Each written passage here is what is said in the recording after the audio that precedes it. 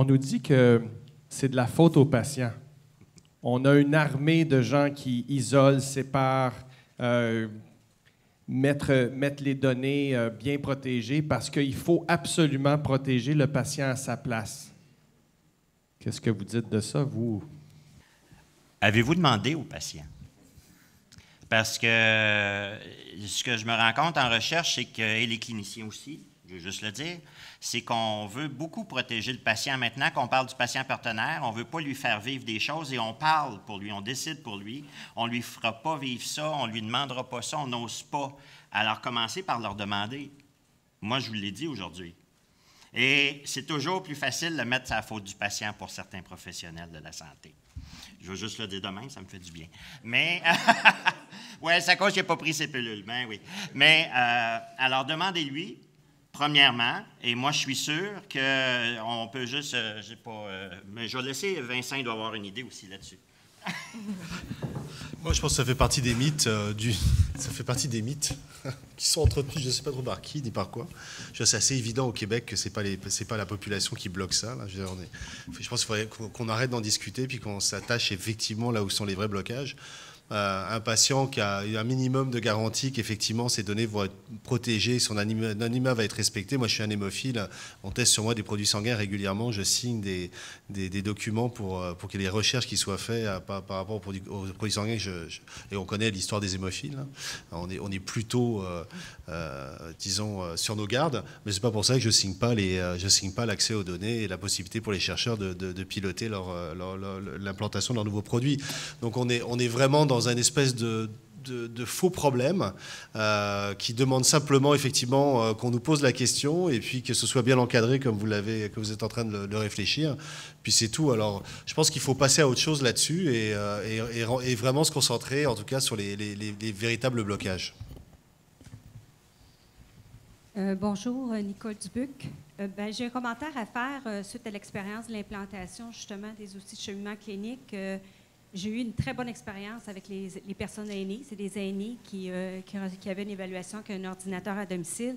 Et je vous dirais qu'ils étaient même très positifs. Ils étaient très heureux de voir enfin leur évaluation devant eux, de voir les données. Ils voyaient que c'était transparent, qu'on ne cachait pas des données. Donc, eux, ce n'est pas eux qui ont été le noyau de résistance. Je vous dirais qu'on a eu plus de difficultés avec les intervenants qui, eux, se sentaient menacés de montrer ce qu'ils mettaient dans ces dossiers-là.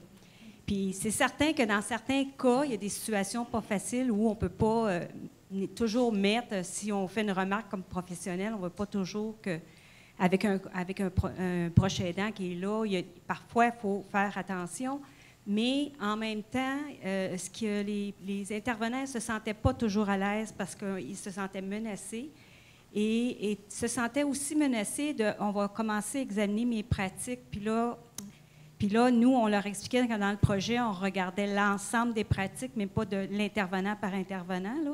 Et même que l'outil est fait pour que l'intervenant reçoive ses propres données sur ses propres pratiques pour voir est-ce que j'ai un problème, est-ce que j'ai manqué quelque chose, j'ai-tu un patient qui est en train d'attendre là, de façon exagérée pour recevoir ses services. Donc, je vous dirais qu'un des acteurs qu'il va falloir faire attention, c'est les intervenants, les rassurer eux aussi, parce qu'ils sont un maillon important, là, dans l'attitude par rapport à l'informatique, par rapport aux patients aussi, qui, eux, en général, à part des fois là, où le Wi-Fi ne rentrait pas, où il y avait des bugs informatiques, ça, c'est certain que ça indisposait tout le monde. Donc, je voulais faire part de ces impressions-là. Peut-être juste un petit complément sur cette question-là.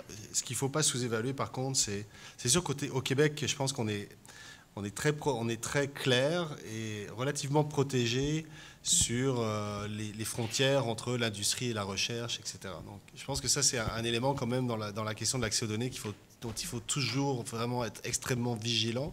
Parce que ça, je pense que la population, vraiment là-dessus, s'il y avait un bris de confiance sur cette question-là, ce serait assez important. Et puis, juste rapidement, le deuxième élément aussi, c'est que le fait que, effectivement, on pense qu'il n'y a pas forcément un défi en termes de donner la donnée disponible, ça ne veut pas dire qu'après, sur la question de l'utilisation de cette donnée-là et comment tout ça ensuite est mobilisé à travers des algorithmes, à travers des décisions qui, en fait, une logique de prise de décision qui pourrait en découler, que ça ne reste pas quand même un débat public qui, à mon avis, doit effectivement demeurer, parce qu'il pourrait y avoir des dérapages. Mais sur l'accès à la donnée en tant que telle, avec le minimum de protection par rapport à l'industrie, comme en tout cas quelque chose de très clair. Encore une fois, je maintiens ce que j'ai dit tout à l'heure.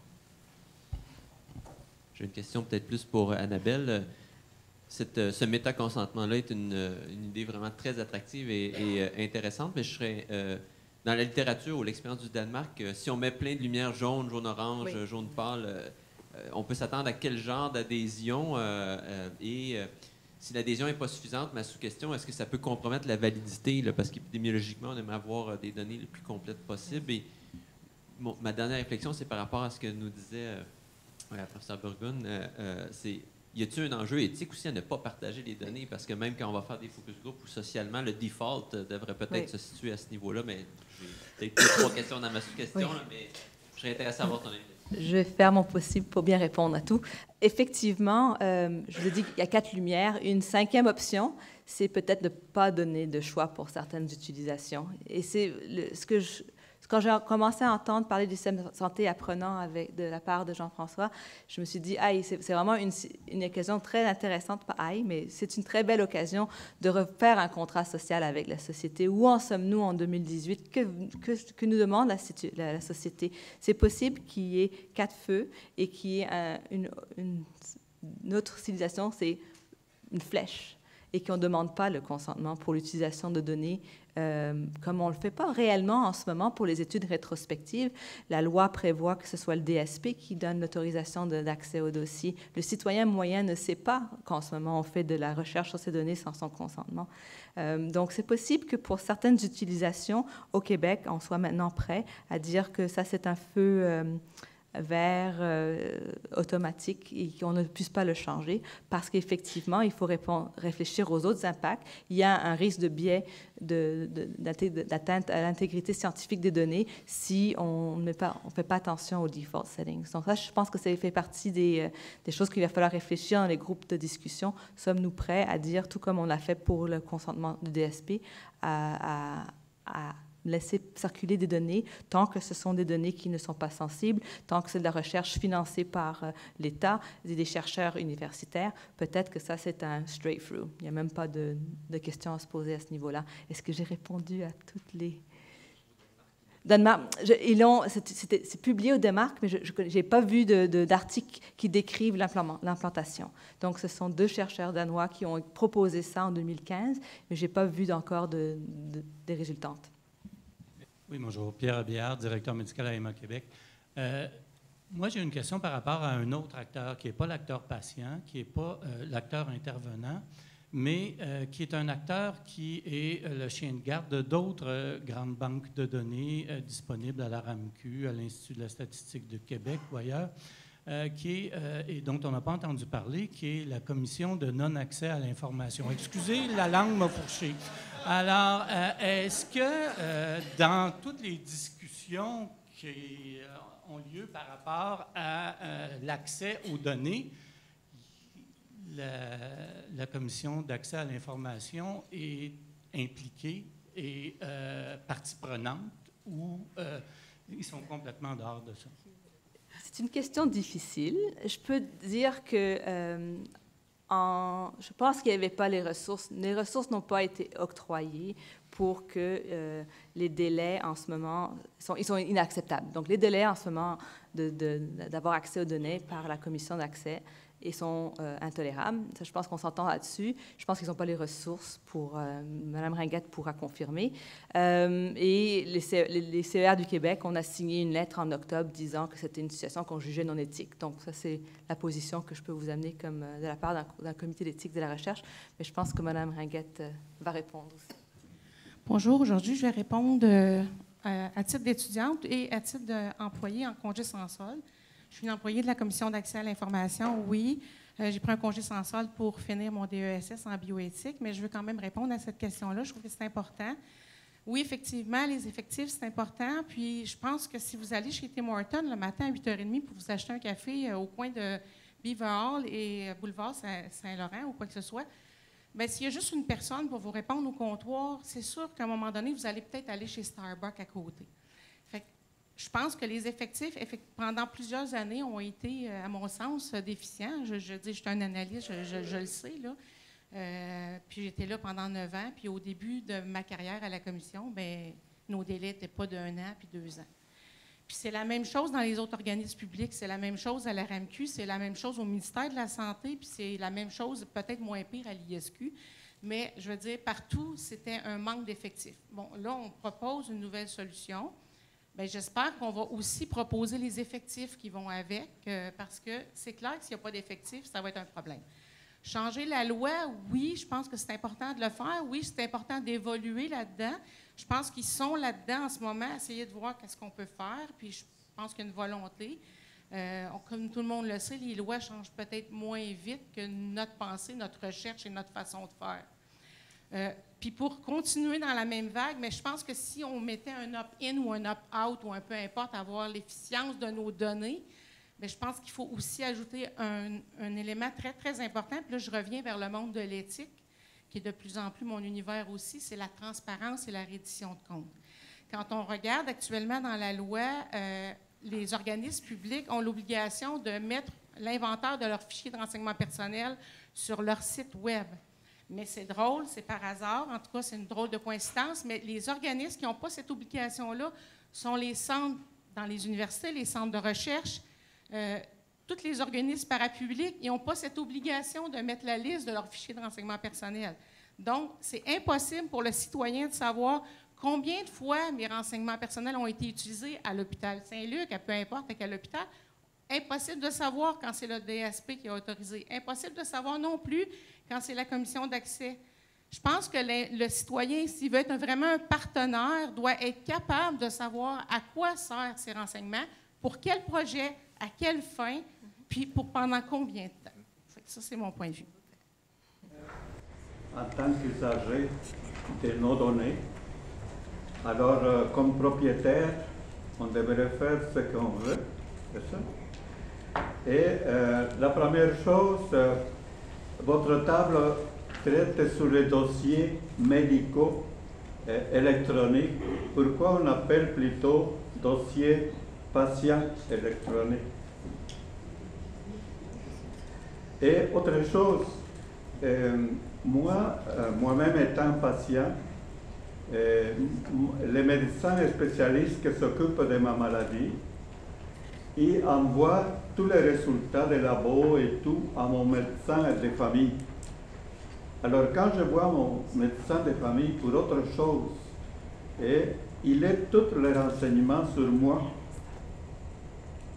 Ah, il était fermé. Vous avez une bonne voix. Ah bon? En tout cas, il envoie tout ça à mon médecin de famille. Et là, on peut faire un diagnostic beaucoup plus intelligent.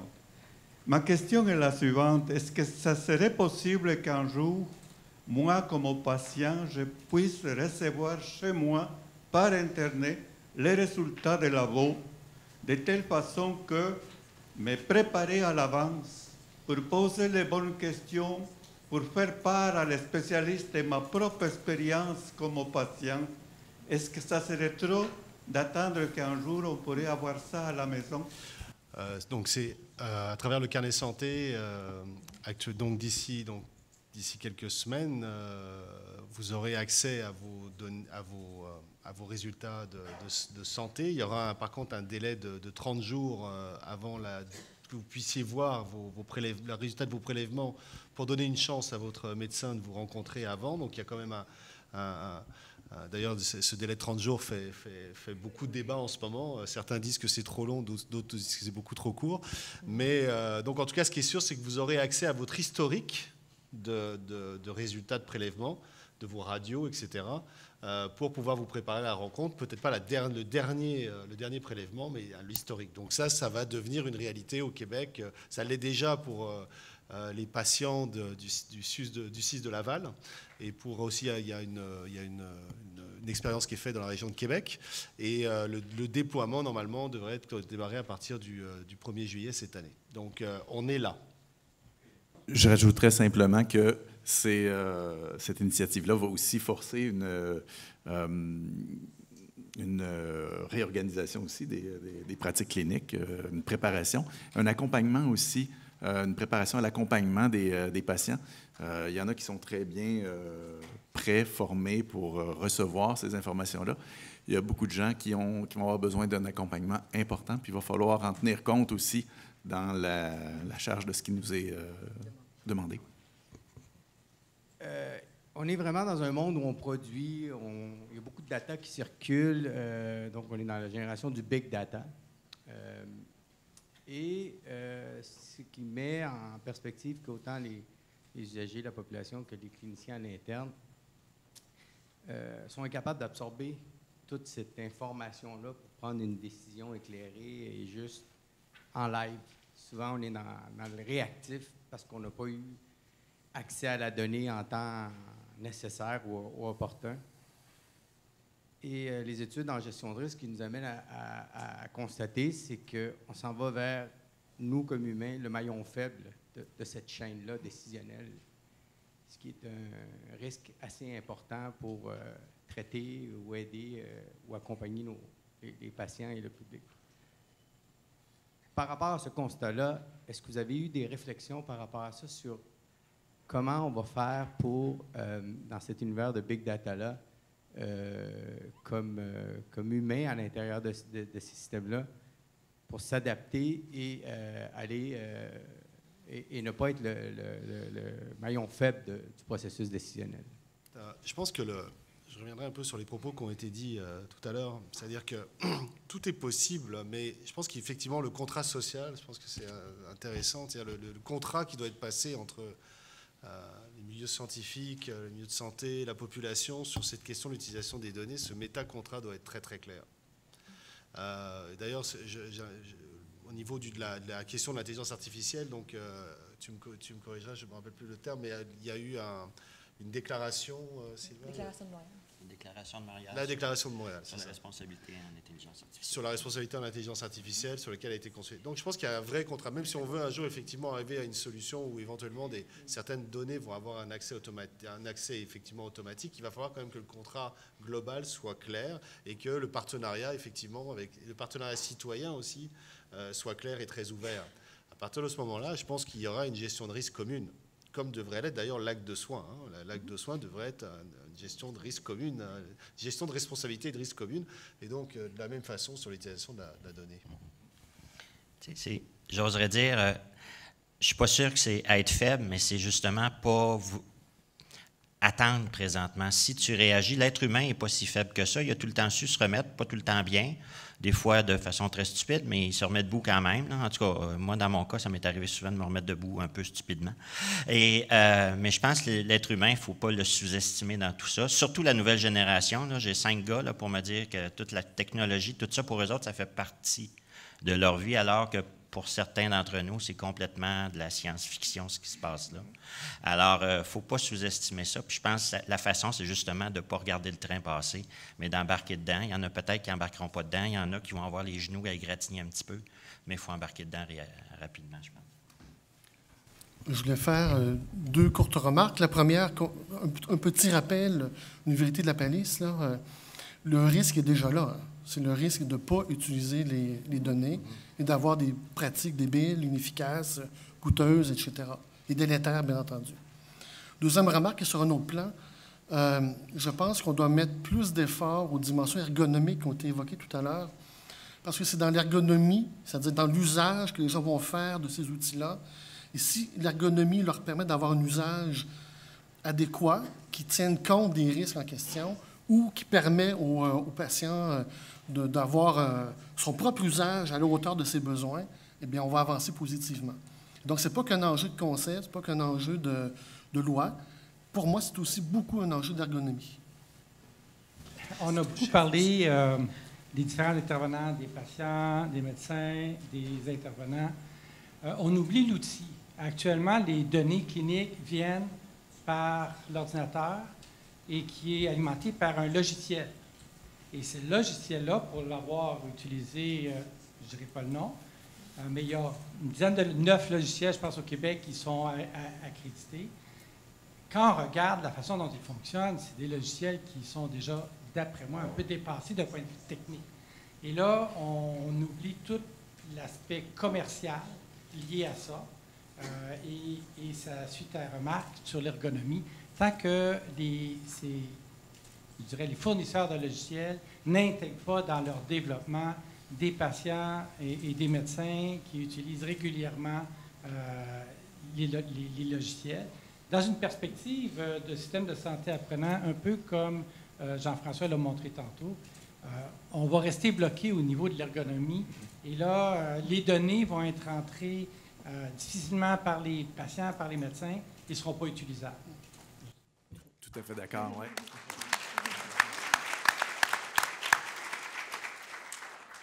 La convivialité des outils pour le vivre au quotidien aussi est essentielle. On ne reculerait pas en arrière au dossier papier, mais dans la grande majorité des cas, pour un médecin aujourd'hui, voir son patient, ça lui prend quelques minutes de plus qu'avant. Tu sais? En tout cas, la convivialité du carnet santé, elle est super. Hein? Ah, bravo. Donc, ce serait bien que vous ayez la même accès, finalement, ce serait...